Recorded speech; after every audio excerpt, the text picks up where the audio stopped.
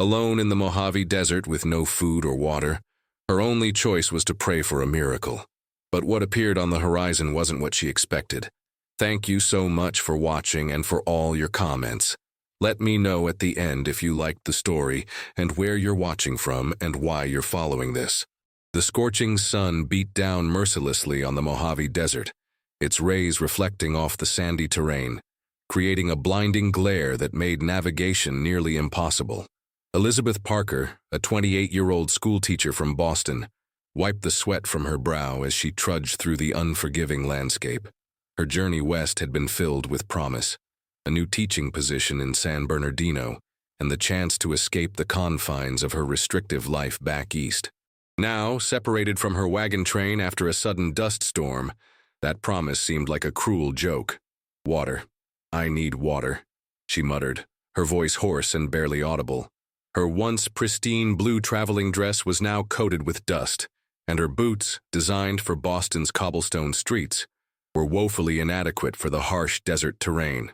The small canteen she carried had been empty since dawn, and the relentless heat was taking its toll. Her lips were cracked, her throat parched, and her vision was beginning to blur. Elizabeth had been wandering for what felt like an eternity, though in reality, it had been just over a day since she'd lost sight of her fellow travelers. The year was 1867, and the western frontier was as beautiful as it was dangerous. She had been warned about the perils of the journey, bandits, harsh weather, and treacherous terrain, but nothing had prepared her for the absolute desolation of being alone in the vast Mojave. "I should have listened to Father," she whispered, her thoughts drifting to her family back in Boston. He said this journey was foolish for a woman alone. A wave of dizziness washed over her, causing her to stumble. As she caught herself, her gaze fell upon something in the distance, a cluster of rocks that might provide some shade. With renewed determination, Elizabeth pushed forward, each step more difficult than the last. The sun was at its zenith now, and the heat was unbearable. By the time she reached the rocks, her legs were trembling with exhaustion. She collapsed into the small patch of shade, her breathing labored. "Just a short rest," she promised herself. "Then I'll continue east. The wagon train must be looking for me." But deep down, Elizabeth knew the truth. In the vastness of the Mojave, finding one lost woman would be like finding a needle in a haystack. She was on her own. As the reality of her situation sank in, Elizabeth felt a wave of despair wash over her. She had no water, no food, and no idea which direction to go. The possibility that these rocks might become her final resting place was becoming increasingly likely. With trembling hands, she reached into her pocket and pulled out the small silver locket her mother had given her before her departure. Inside was a tiny portrait of her parents, their faces frozen in a moment of happiness long past. Tears welled up in her eyes as she gazed at the image. "I'm sorry," she whispered to the silent faces. "I'm so sorry." The heat and exhaustion were taking their toll, and Elizabeth could feel consciousness slipping away. In that moment of desperation, she did something she hadn't done since childhood. She prayed. "Please," she whispered, her voice barely audible even to her own ears. "I don't want to die here, alone in this desert. Send someone, anyone, please." As darkness began to close in around her vision, Elizabeth thought she saw movement in the distance, a figure approaching on horseback. But before she could determine whether it was real or a mirage, unconsciousness claimed her, and she slumped against the sun-warmed rock, the locket still clutched tightly in her hand. The figure on horseback was indeed real. Dakota, a Mojave warrior returning from a scouting mission, had spotted the unusual shape against the rocks from a distance. Curious, he approached cautiously, his hand resting on the knife at his waist. The desert was unpredictable, and strangers could be dangerous. As he drew closer, he realized it was a white woman, clearly in distress. Dakota had learned to be wary of white settlers, who often brought nothing but trouble to his people. But something about the woman's vulnerable state stirred compassion within him. She was clearly alone and dying from the heat. After ensuring there was no one else nearby, he dismounted and knelt beside her. Her skin was hot to the touch, a dangerous sign of sun sickness. Without immediate help, she would not survive another hour in the desert heat. With a sigh, Dakota made his decision. He couldn't leave her to die, regardless of her race. Gently lifting her unconscious form, he placed her on his horse before mounting behind her. With one arm securing her against his chest, he turned his horse eastward, toward his people's settlement near the Colorado River. Whether this woman would be welcomed there was uncertain, but at least she would have a chance at survival. As they rode away, the silver locket slipped from Elizabeth's fingers, landing silently in the sand, a small piece of her past left behind as her future took an unexpected turn. Elizabeth drifted in and out of consciousness, vaguely aware of movement and the rhythmic sound of hoofbeats beneath her. The scorching heat of the day gradually gave way to the cool embrace of evening, but her parched lips and disoriented mind remained constant companions. Occasionally, she felt the secure pressure of an arm around her waist, keeping her upright on the horse. When her eyes finally fluttered open with some semblance of awareness, the first thing she noticed was water, not the vast expanse of an ocean or a lake, but the gentle flow of a river cutting through the desert landscape. The sight alone seemed to ease her thirst momentarily. "You're awake," a deep voice observed from behind her. The words were accented but clear in English. Startled, Elizabeth tried to turn her head, resulting in a wave of dizziness that nearly sent her toppling from the horse. The arm around her waist tightened. "Be still," the voice commanded. "We will reach water soon." Elizabeth's mind raced despite her weakened state. She was with a stranger, somewhere in the vast Mojave. Panic threatened to overwhelm her until rational thought prevailed. Whoever this person was, they had found her near death and were taking her to water instead of leaving her to perish under the desert sun. As they approached the river's edge, Elizabeth could see several dome-shaped dwellings scattered along the shoreline. Smoke rose from small fires, and figures moved about in the fading light of day. With a start, she realized where she was: a native settlement. The horse came to a stop at the outskirts of the camp. Several people looked up from their activities, their expressions ranging from curious to suspicious. A few children who had been playing nearby stopped to stare openly at the newcomer. "Can you stand?" her rescuer asked, dismounting in one fluid motion. Elizabeth nodded weakly, though she wasn't entirely confident in her assessment. When he helped her down, her legs buckled immediately. Without a word, he caught her, scooping her into his arms as though she weighed nothing. For the first time, Elizabeth got a clear look at her savior. He was tall, with skin bronzed by the sun and long black hair pulled back from his face. His features were sharp and defined, his eyes dark and assessing. He wore a simple buckskin shirt and leggings with intricately beaded moccasins on his feet. "My name is Dakota," he said, carrying her toward one of the dwellings. "You are among the Mojave people now."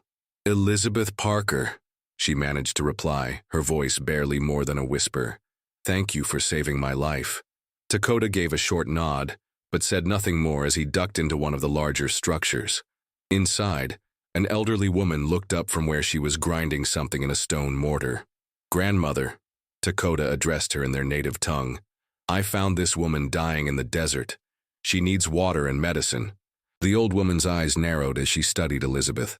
After a moment, she nodded and gestured to a pallet of soft animal hides in the corner. Dakota gently laid Elizabeth down before speaking to her again. "This is Nasha, a healer among our people. She will help you recover. I must speak with the elders about your presence here." With that, he departed, leaving Elizabeth alone with the elderly woman. Despite the language barrier, Nasha's intentions were clear as she brought a clay cup of water to Elizabeth's lips. The liquid was warm, but felt like heaven on her parched throat. Elizabeth had to restrain herself from gulping it down, remembering stories of travelers who had made themselves sick by drinking too quickly after prolonged thirst. "Thank you," Elizabeth said, though she knew the woman probably couldn't understand her.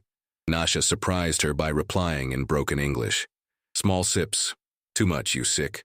Elizabeth nodded, taking another careful sip. As her immediate thirst was addressed, other discomforts made themselves known: her sunburned skin, her aching muscles, and a pounding headache that threatened to split her skull. Nasha seemed to sense her discomfort. She mixed a paste from her mortar with water and approached Elizabeth. "For pain," she explained, gesturing to Elizabeth's forehead. Elizabeth hesitated only briefly before nodding her consent. The paste was cool against her skin, and almost immediately she felt a numbing sensation spread across her brow, dulling the pounding ache. Rest now, Nasha instructed, covering Elizabeth with a light blanket woven from plant fibers. Tomorrow, many questions. As the elderly healer returned to her work, Elizabeth lay back on the surprisingly comfortable pallet. Questions swirled in her mind. How long would she stay here? What would happen to her? Could she somehow get word to the wagon train or to San Bernardino about her whereabouts? But beneath these practical concerns lay a deeper realization. She owed her life to Dakota, a man from a people she had been taught to fear. The irony wasn't lost on her as her eyes grew heavy with exhaustion. Outside the dwelling, Dakota stood before the tribal council, explaining his decision to bring an outsider into their midst. She would have died, he stated simply. I could not leave her to such a fate. The eldest of the council, a man named Ahote, stroked his gray-streaked beard thoughtfully. Your heart is good, Dakota, but your actions bring risk. The white settlers have not been kind to our people. She is one woman, weak and lost, Dakota countered. What harm can she bring? It is not her we fear, another council member interjected, but those who might come looking for her. The discussion continued well into the night, voices sometimes rising in disagreement, other times dropping to thoughtful murmurs. In the end, it was decided that the woman could stay until she was well enough to travel, at which point Dakota would be responsible for taking her to the nearest white settlement. As Dakota left the council fire, his gaze drifted to Nasha's dwelling where the white woman, Elizabeth, now slept. He couldn't explain even to himself why he felt so compelled to help her. Perhaps it was the vulnerability he had seen in her face, or perhaps it was simply the right thing to do. Whatever the reason, he knew his decision had set events in motion that would change many lives, including his own. 3 days passed with Elizabeth confined to Nasha's dwelling, her body slowly recovering from the ordeal in the desert. The elderly healer tended to her with a mixture of herbal remedies and practical care, communicating through gestures and the few English words she knew. Despite the language barrier, Elizabeth found herself growing fond of the old woman, whose weathered face often creased into an unexpected smile. On the 4th morning, Elizabeth awoke feeling stronger than she had since her rescue. Sitting up on her pallet, she noticed Nasha was absent, leaving her alone in the dwelling for the first time. Sunlight filtered through the smoke hole above, illuminating the interior with a soft, golden glow. Elizabeth took stock of her situation. Her dress, once caked with dust and sweat, had been cleaned and folded neatly nearby. Someone, Nasha presumably, had dressed her in a simple tunic of soft, tanned hide while she had been delirious with fever. The garment was comfortable but foreign against her skin, a tangible reminder of how far she was from everything familiar. Gingerly, she rose to her feet, pleased to find her legs steady beneath her. Her head still ached dully, but the debilitating weakness had subsided. After changing back into her own dress, Elizabeth tentatively approached the dwelling's entrance, pushing aside the hide flap to peer outside. The Mojave settlement was alive with morning activities. Women worked at cooking fires or tended to gardens along the riverbank. Men returned from early hunting or fishing expeditions, carrying their bounty. Children darted between dwellings, engaged in some game Elizabeth couldn't decipher. The scene was so ordinary, so domestic, it challenged everything she had been told about savage native peoples. Gathering her courage, Elizabeth stepped outside. Almost immediately, the activity nearest to her halted as people noticed her presence. Curious eyes assessed her, some friendly, others wary. A small girl, no more than 5 years old, broke away from her playmates and approached Elizabeth with the fearless curiosity of childhood. "Hello," Elizabeth said softly, offering a smile. The child tilted her head, clearly not understanding the word but recognizing the friendly tone. She reached out and touched the fabric of Elizabeth's dress, fascinated by the different texture. "Kwe-san," the girl said, pointing to herself. "Elizabeth," she replied, pointing to herself in return. A woman, presumably Kwe-san's mother, called out sharply, and the child reluctantly returned to her family, throwing glances over her shoulder as she went. "You should not be out of bed," a familiar voice observed. Elizabeth turned to find Dakota standing a few paces away, a freshly caught fish in one hand, a spear in the other. Despite his words of concern, his expression remained unreadable. "I'm feeling much better," Elizabeth assured him, "thanks to Nasha's care and your rescue." She hesitated before adding, I never properly thanked you for saving my life. Dakota's stoic expression softened almost imperceptibly. You were fortunate I was returning from a scouting mission. Few travel that part of the desert. What will happen to me now? Elizabeth asked, the question that had been plaguing her since she regained consciousness. When you are fully recovered, I will take you to the trading post at Fort Mojave. From there, you can arrange transport to wherever you were heading. Elizabeth nodded, relief and an unexpected pang of disappointment mingling in her chest. I was traveling to San Bernardino. I'm to be the new schoolteacher there. Dakota raised an eyebrow. You teach children? Yes, Elizabeth replied, warming to the familiar subject. Reading, writing, arithmetic, history. Your history or ours? Dakota asked, a hint of challenge in his voice. The question caught Elizabeth off guard. I suppose the history I know. The history in books. Dakota's expression hardened. Books written by your people. About your people. Elizabeth felt her cheeks flush, aware of the truth in his words. You're right, she admitted. I know very little of your history, your ways, perhaps. She hesitated, then continued with more confidence. Perhaps you could teach me something of your people while I'm here. Surprise flickered across Dakota's features, quickly masked by his usual reserve. Before he could respond, Nasha emerged from a nearby dwelling, spotting Elizabeth and hurrying over with a mixture of concern and exasperation. You too weak, the elderly woman scolded, taking Elizabeth's arm. Come, eat now. Elizabeth threw an apologetic glance at Dakota as Nasha led her away. To her surprise, he fell into step beside them. I will join you, he announced. If you wish to learn of our ways, you should begin with our food. The meal was simple but flavorful. Fish freshly caught from the river, cooked with wild onions and herbs, accompanied by a porridge made from ground seeds.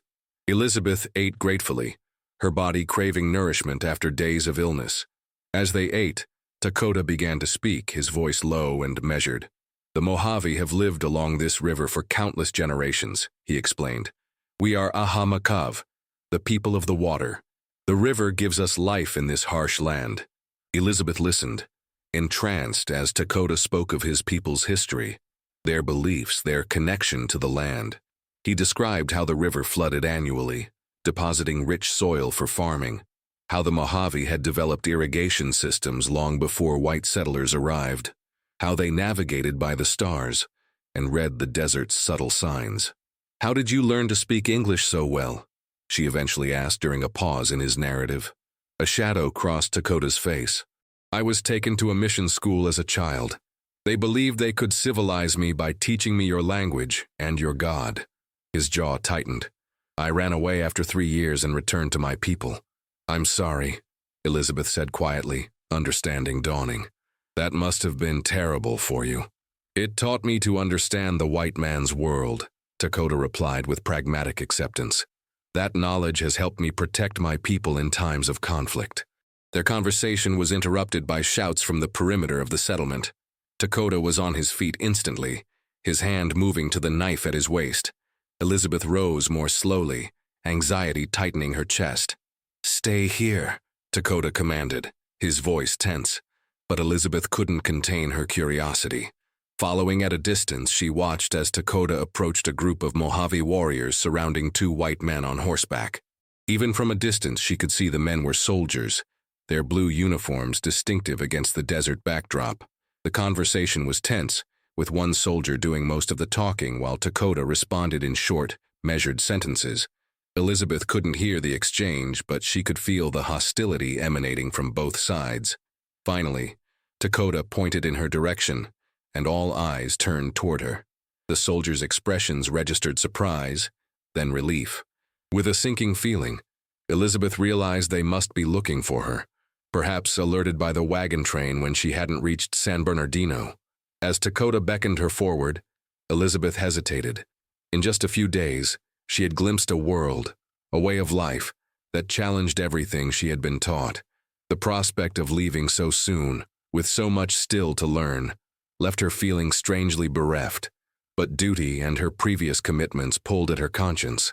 Squaring her shoulders, she walked toward the confrontation, uncertain of what awaited her but determined to face it with the same courage she had seen in Nasha and Dakota.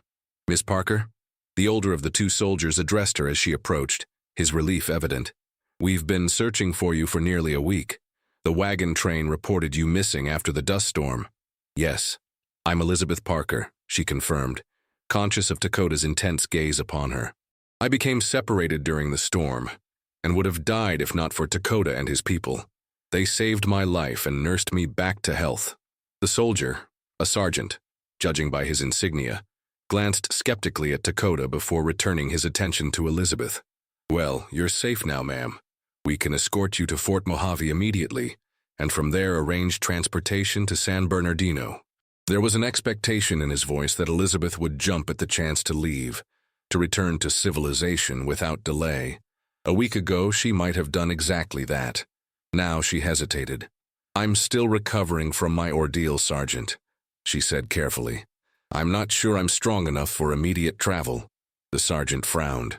"With all due respect, Miss Parker, you'd recover better in proper accommodations with a proper doctor." Elizabeth felt a flare of indignation at the implied criticism of the care she'd received. "Nasha, the tribal healer, has provided excellent care. I owe her and Dakota my life."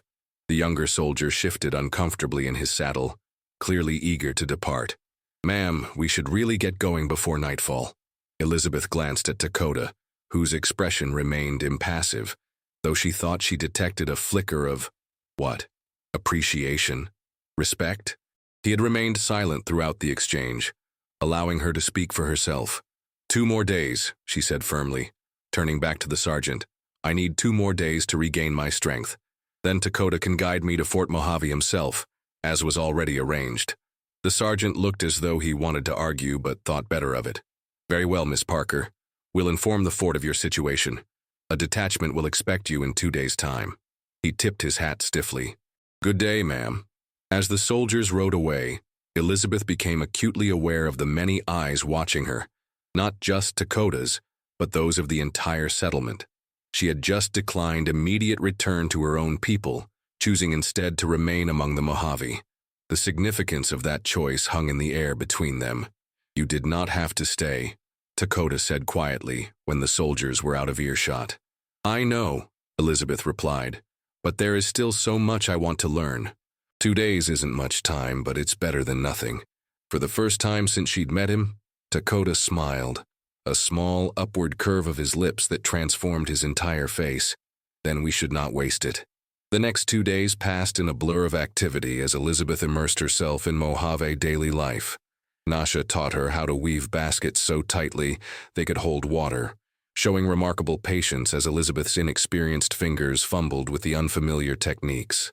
She learned how the Mojave cultivated crops in the rich soil along the riverbank, their agricultural methods adapted perfectly to the harsh desert environment.